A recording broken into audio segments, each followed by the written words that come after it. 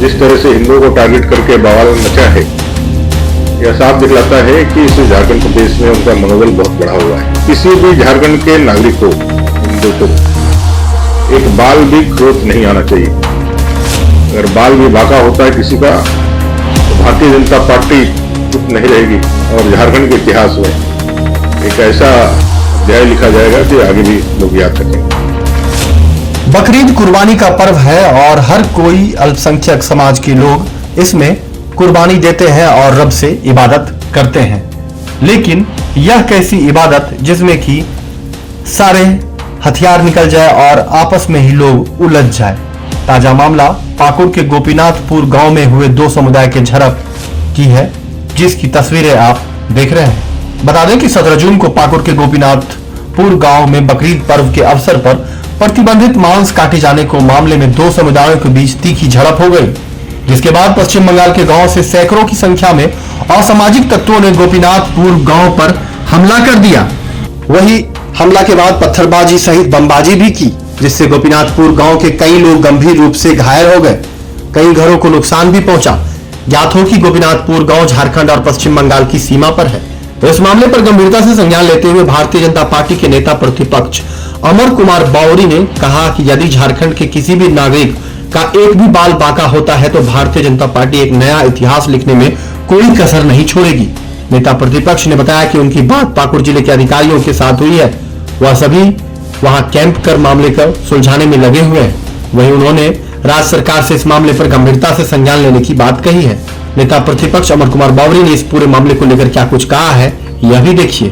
पाकुड़ गोपीनाथपुर गांव में बकरीद के नाम पर जिस तरह से वहां अराजकता फैलाई गई, जिस तरह से हिंदुओं को टारगेट करके बवाल मचा है, यह साफ दिखलाता है कि इस झारखंड प्रदेश में उनका मनोबल बहुत बढ़ा हुआ है।